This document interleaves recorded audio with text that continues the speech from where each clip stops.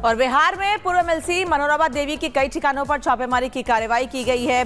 ED की team ने कई घंटों तक छापेमारी की कार्रवाई की। बता दें आपको कि नक्सली फंडिंग का आरोप था, जिस वजह से छापेमारी की कार्रवाई की गई है।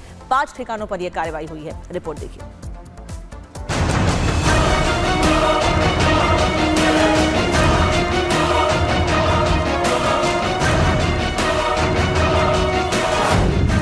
नक्सली कनेक्शन, एनआईए का एक्शन। बिहार में छापा, दहशतगर्द कापा।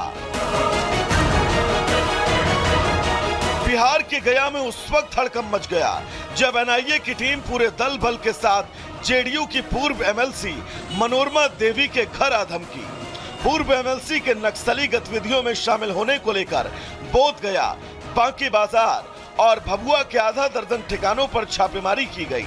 इसमें जदयू की पूर्व एमएलसी मनोरमा देवी के निजी आवास और दफ्तर समेत 5 ठिकानों पर दबिश दी गई। इस दौरान एनआईए ने कीमती सामान के साथ नकदी और आपत्तिजनक डिजिटल उपकरण और दस्तावेजों को जब्त कर लिया। मनोरमा देवी के खिलाफ ये बड़ी कार्रवाई नक्सली गतिविधियों से तार जुड़े होने के सुराग मिलने के बाद हुई। इस मामले में पुलिस ने 7 अगस्त 2023 को केस दर्ज किया था, जिसके बाद इस केस को एनआईए ने अपने पास लिया। सितंबर 2023 में फिर से इस मामले में केस दर्ज किया गया। हालांकि कोई पहला मौका नहीं है जब मनोरमा देवी का नाम नक्सल गतिविधियों से जुड़ा हो। इससे पहले सितंबर 2023 में गया जिले के कोच में पूर्व जिला पार्षद और मनोरमा देवी के करीबी राजू जाट के यहां एनआईए की छापेमारी हुई। कहा जा रहा है कि इन्हीं 2 लड़कों ने मनोरमा देवी का नाम लिया था। इन दोनों के नक्सलियों से जुड़े होने का खुलासा भी हुआ था। एनआईए ने दोनों को खास तौर पर पूछताछ के लिए दिल्ली बुलाया। इसी बीच एनआईए को एक मोबाइल मिला था, जिसमें लगा सिम कार्ड मनोरमा देवी के नाम से लिया गया था। यही नहीं, मनोरमा देवी के पति विंदेश्वरी यादव के खिलाफ भी नक्सल साठगांठ का आरोप था। विंदेश्वरी यादव के जिंदा रहते उन पर नक्सलियों को हथियार और गोलियों की सप्लाई का केस चला था। इसी केस में उनकी गिरफ्तारी हुई थी। यही नहीं, उनकी गाड़ी से भारी तादाद में कारतूस मिले थे। यहां तक कि विंदे यादव के खिलाफ देशद्रोह का केस भी दर्ज किया गया था। फिलहाल मनोरमा देवी और उनसे जुड़े लोग एनआईए की रडार पर हैं। जांच एजेंसी मनोरमा देवी के ठिकानों से मिले सबूतों की जांच कर रही है और ऐसा माना जा रहा है कि आने वाले समय में इस मामले से जुड़े कुछ और बड़े नामों के खिलाफ एक्शन हो सकता है। इसके साथ एक बात तो तय है कि बिहार में फिर से पनप रहे नक्सलियों के गैंग पर एनआईए ने बड़ा प्रहार किया है। Bureau report, Republic Bharat. Case दर्ज कर जांच में जुटी। दिल्ली के त्रिलोकपुरी में सड़क के बीचों बीच हुआ 15 फीट गहरा गड्ढा। सड़क धंसने के कारण बना गड्ढा।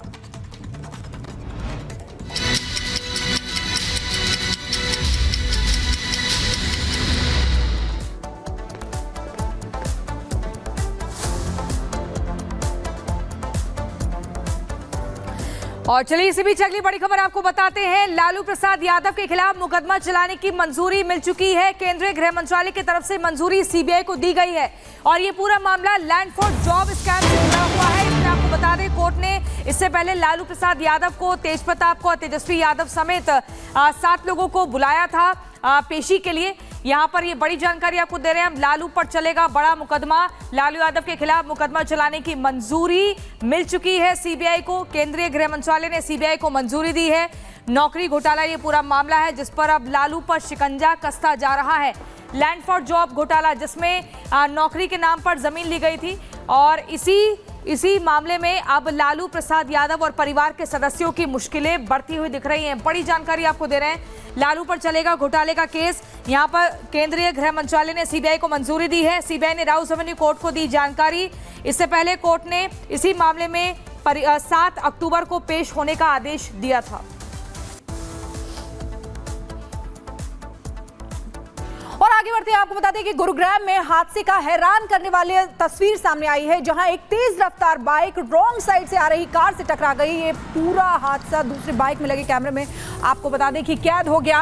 ये देखिए, और ये जो कैमरा था वो शूट करने के लिए लगाया गया था। अक्षत गर्ग जो बाइकर था उसकी मौत की खबर सामने आई है। आपको बता दें, तस्वीरों के जरिए आप देख सकते हैं किस तरीके से रॉन्ग साइड से कार आ रही थी। जो बाइकर अपनी बाइक में कैमरा लगाया हुआ था, वीडियो शूट करा रहा था, उसी कैमरे में ये पूरे हादसे का वीडियो शूट हुआ है। गोल घेरे के जरिए आप देखिए किस तरीके से रॉन्ग साइड से आ रही कार से तेज रफ्तार आ रही बाइक टकरा गई, जिसमें बाइकर की मौत हो गई। आप देखिए कितनी जोरदार ये टक्कर होती है। गुरुग्राम में हादसे का हैरान करने वाला वीडियो सामने आया है, जहां एक तेज रफ्तार बाइक रॉन्ग साइड से आ रही कार से टकराई। ये पूरा हादसा दूसरे बाइक में लगे कैमरे में कैद हुआ घटना 15 सितंबर की बताई जा रही है। एक बार फिर से आप देखिए किस तरीके से तेज रफ्तार बाइक चल रही है और जो रॉन्ग साइड से कार आ रही थी उससे टकरा गई है। हादसे में बाइक सवार अक्षत गर्ग की मौत हो गई, जबकि कार चालक कुलदीप ठाकुर को पुलिस ने गिरफ्तार कर लिया है। हालांकि बाद में कार चालक को जमानत भी मिल गई, लेकिन ये जबरदस्त हादसा यहां पर हुआ है। किस तरीके से रॉन्ग साइड से कार आ रही थी। गुरुग्राम में ये हादसे की हैरान करने वाली तस्वीरें सामने आई है। तो ये दो तस्वीरों के साथ एक तस्वीर आपको करीब से दिखाते हैं। ये गुरुग्राम की तस्वीर है। आप देख रहे हैं कि युवक आगे की तरफ बढ़ रहा है और पीछे एक और बाइक आ रही है जिसमें कैमरा है। ये युवक बिल्कुल दाहिने साइड अपनी गाड़ी को लेता है और वहीं पर रॉन्ग साइड से ये गाड़ी आ रही थी और इसी गाड़ी से आगे से टक्कर हो जाती है और इस गाड़ी के आगे के हिस्से को ज्यादा नुकसान नहीं पहुंचता है, लेकिन युवक जिसका नाम अक्षत गर्ग बताया जा रहा है, उसकी डॉक्टर्स जब लेके जाते हैं डॉक्टर्स के पास, डॉक्टर उसे मृत घोषित कर देते हैं। कितनी जोरदार टक्कर थी इसका अंदाजा लगाया जा सकता है। ये एक और तस्वीर आपको दिखा रहे हैं, हादसे के बाद की ये तस्वीर है। बाइक की स्थिति को देखकर आप समझ सकते हैं कि कितनी जोरदार, कितनी भीषण ये टक्कर होगी। लेकिन सवाल ये है कि एक तरफ रॉन्ग साइड से गाड़ियां आती हैं, उस वजह से हादसे होते हैं, वहीं दूसरी ओर लगातार दिल्ली एनसीआर में ऐसे मामले सामने आ रहे हैं जहां लोग वीडियो बनाने के चक्कर में ओवर स्पीड करते हैं और इस वजह से दूसरी गाड़ियों से टक्कर होती है। और इस मामले में लापरवाही दोनों तरफ से सामने आ रही है। एक तरफ रॉन्ग साइड से गाड़ी आ रही थी, वहीं दूसरी ओर वीडियो बनाने के चक्कर में ओवर स्पीड का ये मामला सामने आया है। आप देख रहे हैं एक बार फिर से रफ्तार के कहर ने किस तरह से एक युवक की जान ले ली है। कुछ सेकंड पहले जो युवक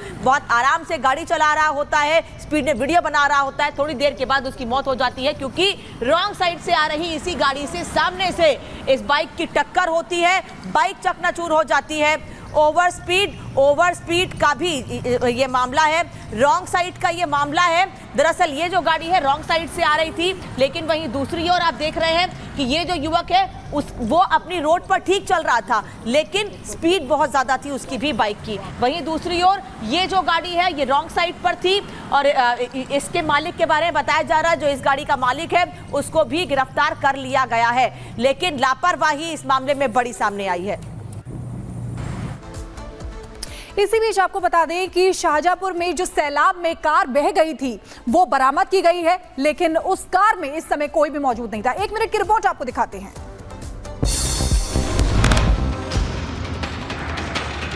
शाहजहांपुर में आई आफत की बारिश और बाढ़ ने भयंकर तबाही मचाई। अब जब बाढ़ का पानी कम हो रहा है तो बर्बादी के निशान भी नजर आ रहे हैं। शाहजहांपुर के सुभाष नगर कॉलोनी के रिंग रोड में सैलाब में बही एक कार पानी में डूबी नजर आई। कार की छत बाहर थी, जिसे देखकर लोगों में अफरा तफरी मच गई। कार का शीशा बंद था, जिसके बाद लोगों को किसी अनहोनी की आशंका सताने लगी। आनन फानन में पुलिस को सूचना दी गई, जिसके बाद पुलिस की टीम मौके पर पहुंची। स्थानीय लोगों की मदद से कार को खींचकर पानी से बाहर निकाला गया। गनीमत रही कि कार के अंदर कोई भी मौजूद नहीं था। फिलहाल पुलिस अब कार नंबर के जरिए कार की डिटेल निकालने की कोशिश कर रही है। साथ ही पता लगाया जा रहा है कि कार का मालिक कौन है और कार कहां से बहकर यहां तक पहुंची है। Bureau report, Republic Bharat.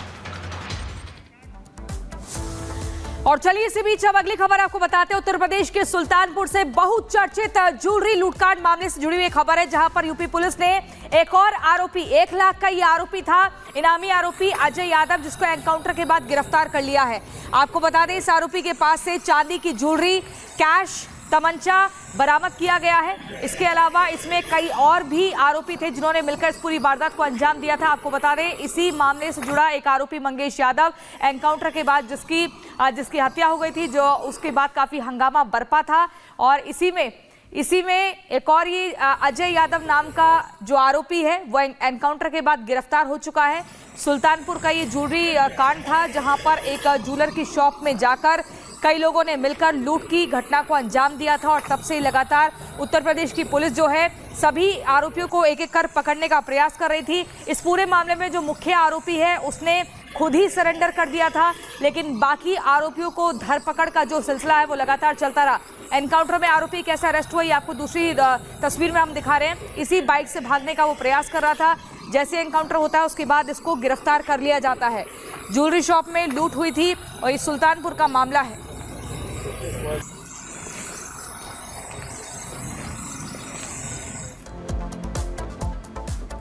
और बिहार में पूर्व एमएलसी मनोरमा देवी की कई ठिकानों पर छापेमारी की कार्रवाई की गई है। ईडी की टीम ने कई घंटों तक छापेमारी की कार्रवाई की। बता दें आपको कि नक्सली फंडिंग का आरोप था, जिस वजह से छापेमारी की कार्रवाई की गई है। 5 ठिकानों पर यह कार्रवाई हुई है। रिपोर्ट देखिए।